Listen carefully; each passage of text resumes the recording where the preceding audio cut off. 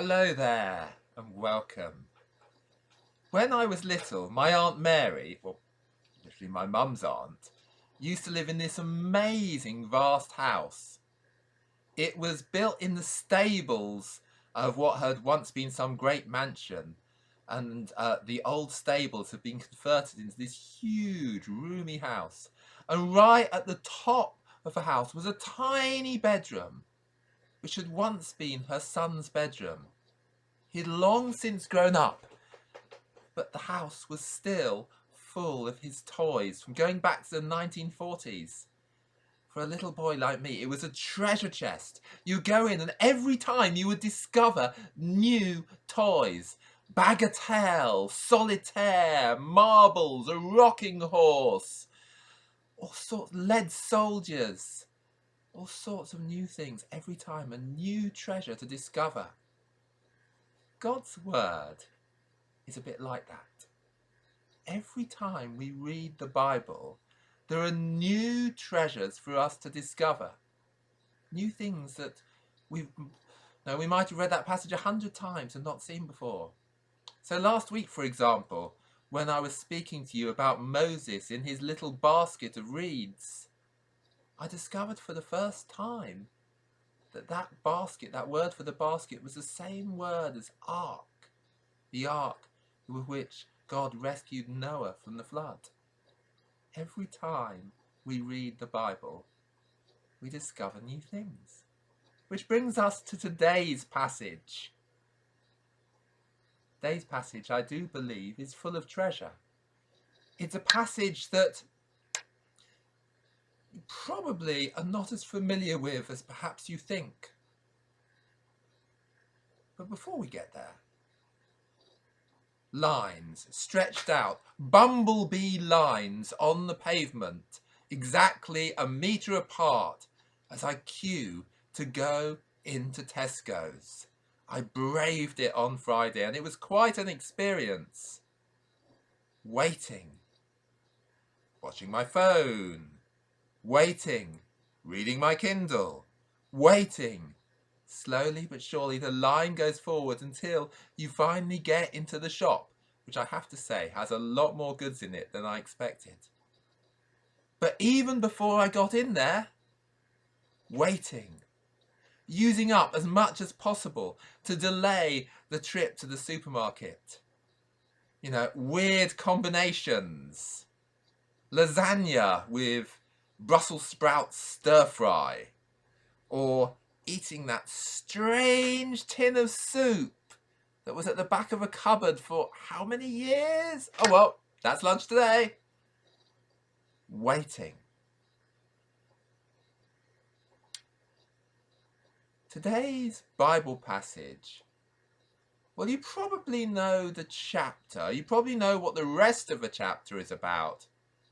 You probably know the happy ending that comes after today's passage.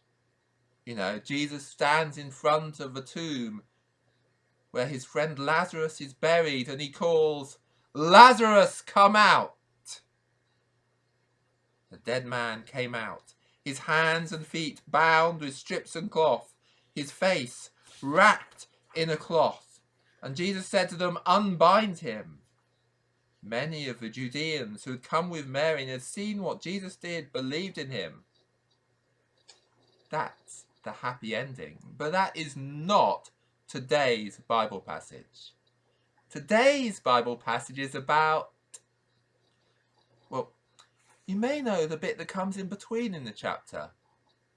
The difficult, uncomfortable bit that comes before the happy ending but after today's passage.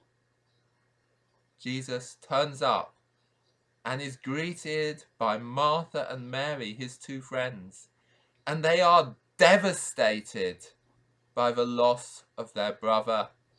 They try religious platitudes. I know that he will rise again at the last day. They try blaming Jesus. If only you had been here, he would not have died. They're devastated. And so is Jesus. He's devastated and bawls his eyes out.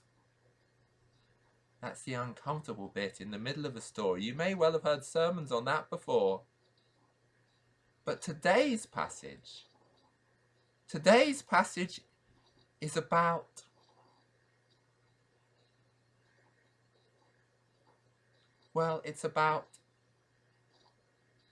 it's about waiting.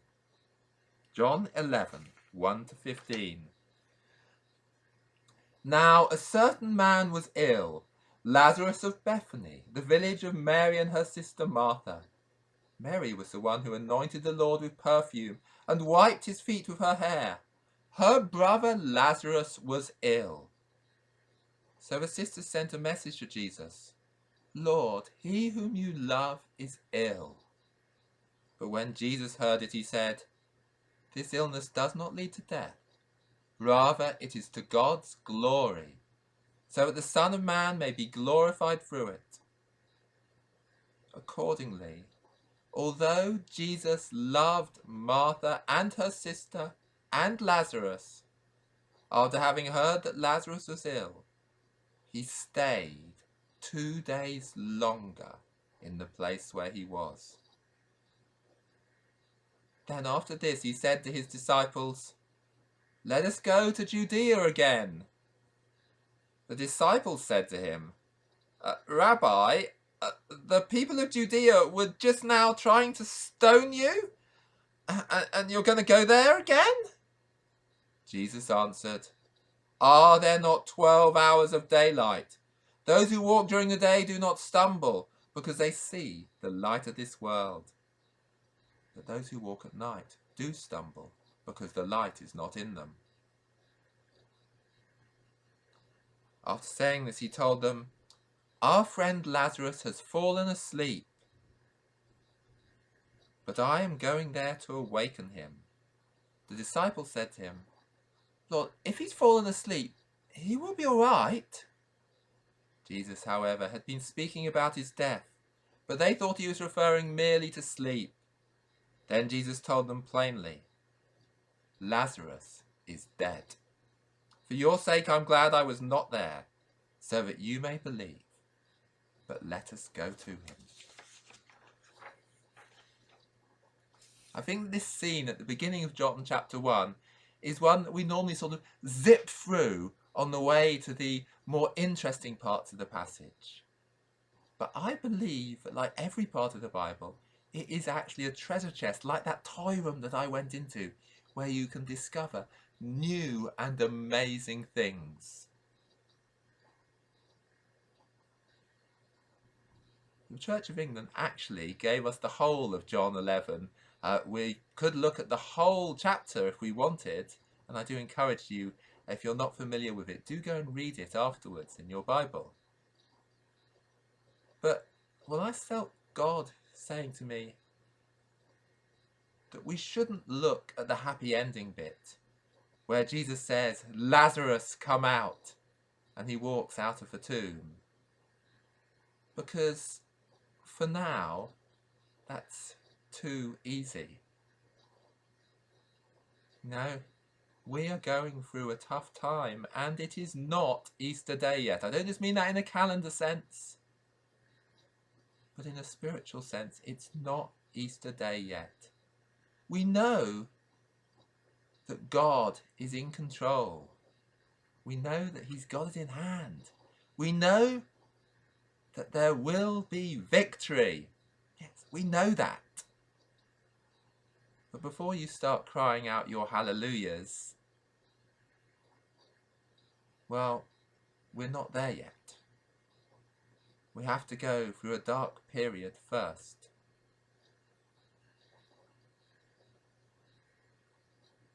It's literally like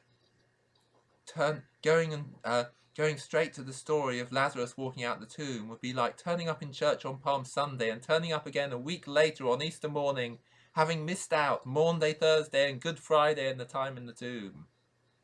You can't get to the last page without reading the whole book, and we're not at the last page yet.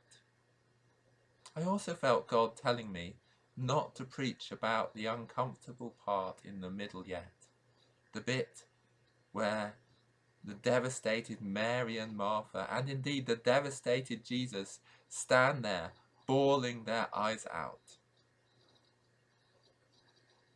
There will come a time when we may well need sermons on that sort of topic.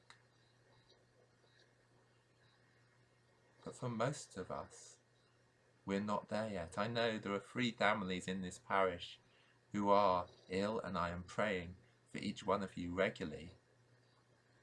But for the rest of us, well, we do each know 1 or 2 people are ill, but it hasn't really hit us quite yet. It will do soon. And when it does, we shall have to look at what it means for Jesus to stand outside the tomb. We shall have to look at some of those painful and uncomfortable thoughts. But we're not there yet. Now we are in a time of waiting. Now a certain man was ill, Lazarus of Bethany, the village of Mary and her sister Martha. Mary was the one who anointed the Lord with perfume and wiped his feet with her hair. Her brother Lazarus was ill.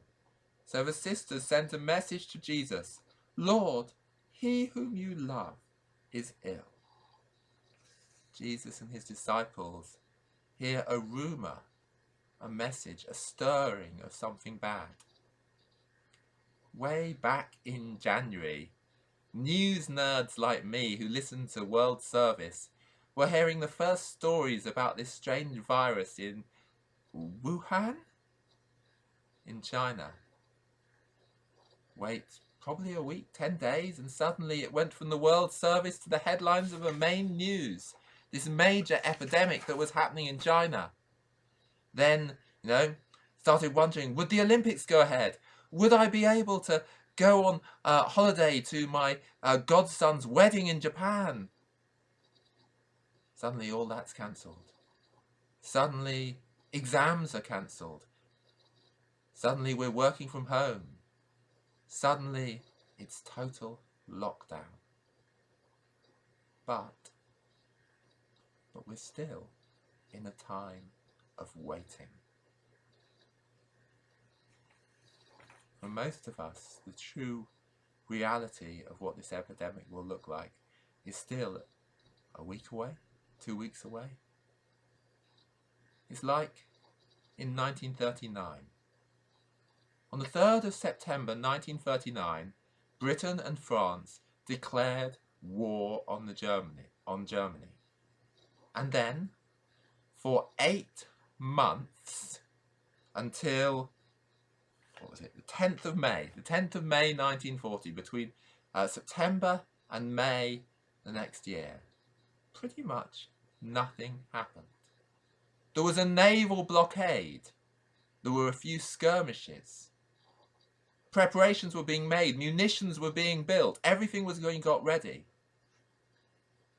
But it was what historians refer to as the phony war. The 8-month period before the fighting really broke out. I believe that when it comes to coronavirus, we're still in the phony war. Perhaps in the March or April of it, very close to that May, but not quite there yet. Preparations are being made. I have a friend who works for a firm called the Technology Partnership, and in a consortium with Dyson, the vacuum cleaner manufacturer, they are making, they're one of the many companies making ventilators at the moment. I know car manufacturers and aeroplane manufacturers and all sorts of other people are also making ventilators as fast as they possibly can. Scientists are rushing to produce the vaccine. Other scientists are testing existing medicines like anti-malarials or like hydroxychloroquine and or HIV medicines and things like that to see if they too will work against the thing. We're all preparing, but largely for most of us, it's still the phony war of early 1940. We're still waiting for the storm to hit us.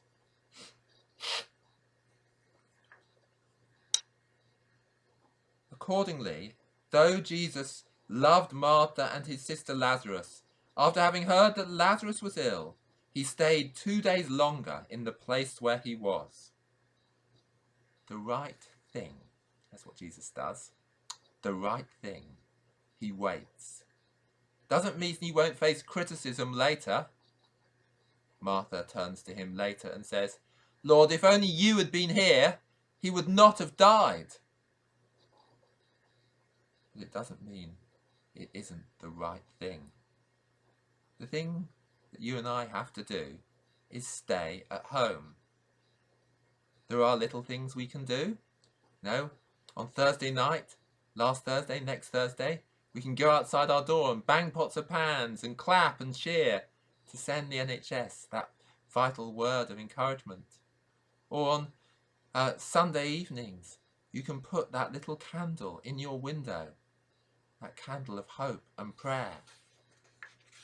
But basically what we have to do is to wait, to stay inside and to wait. And that can seem very frustrating. I know people who say, I want to be part of it. I want to be making a difference. I want to be out there like the nurses and the doctors are. But sometimes the littlest thing is the most important. As the old poem goes, "For want of a nail, the shoe was lost. For want of a shoe, the horse was lost. For want of a horse, the rider was lost. For want of the rider, the battle was lost. For want of the battle, the kingdom was lost. And all for want of a horseshoe nail." It's a small mustard seed thing that God is asking us to do. Stay at home. Wait, like Jesus and the disciples waited for those days.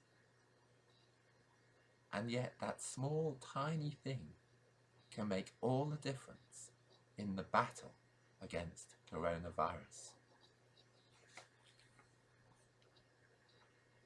Then after this he said to his disciples, "Let us go to Judea again." The disciples said to him, "Rabbi, the people of Judea were just now trying to stone you, and you're going to go there again?" The problem is, and you don't always see this in movies, but it does happen in real life. When something goes wrong, the rest of real life doesn't stop intruding. For Jesus, he wants to go and see his friend Lazarus. He needs to go and see his friend Lazarus. That is God's will.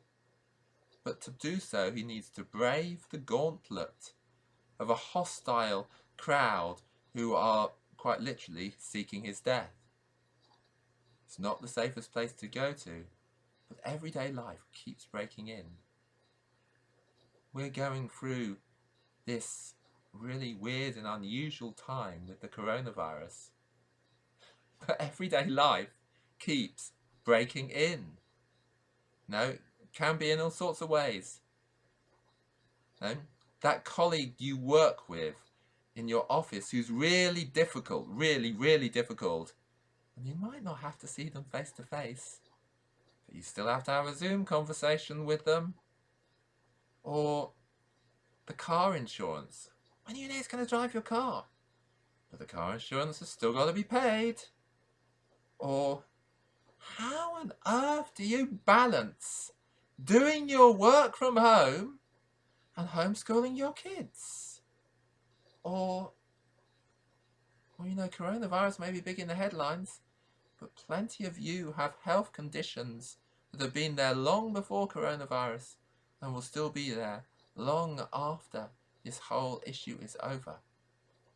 Everyday life doesn't stop invading just because we've got this big thing going on, just as it didn't for Jesus when he still had to weigh up the opposition he'd face, rather than simply going to think about seeing his dying friend. "Lord, if he's fallen asleep, he will be all right." You can hear the fear in the disciples' voices when they say that. Lazarus is their friend too, and they want him to be all right. And I'm guessing that, like the disciples, you'll have some days when you feel quite frightened. You may have days when you feel buoyant and on top of the world. Isn't it wonderful to be at home? The sun's shining, it's great. But that won't be every day. You're also likely to have other days when you're feeling low or depressed or overwhelmed or quite scared. You know, if Jesus could cope with his disciples feeling like that, he can cope with us feeling like that. The fact that God is in charge, the fact that God is in control, that's a fact. That's reality. And it doesn't become any less reality just because it doesn't always feel like it. God is good all the time, even when it does not feel like it in there. On Friday night, Pope Francis preached a beautiful sermon. The link to it is in the letter I've sent round the parish. But here's just a short quote from it. The storm exposes our vulnerability and uncovers those false and superfluous certainties around which we've constructed our daily schedules, our projects, our habits and our priorities. In this world that you, Lord, love more than we do, we have gone ahead at breakneck speed, feeling powerful and able to do anything. But now we are in a stormy sea. We implore you, Lord, wake up! Why are you afraid? Have you no faith? Faith begins when we realize that we are in need of salvation. We're not self-sufficient. By ourselves we flounder. We need the Lord like the ancient mariners needed the stars to navigate. Let us invite Jesus into the boat of our lives. Let us hand over our fears to him so that he can conquer them. Like the disciples, we will experience that with him on board. Like the disciples, we will experience that with him on board, there will be no shipwreck. Because this is God's strength, turning to the good everything that happens to us, even the bad things. He brings serenity in our storms, because with God, life will never die. And finally, let us go to him, says Jesus. Now we're in a time of waiting, an uncomfortable time of waiting, but there will come a time to act.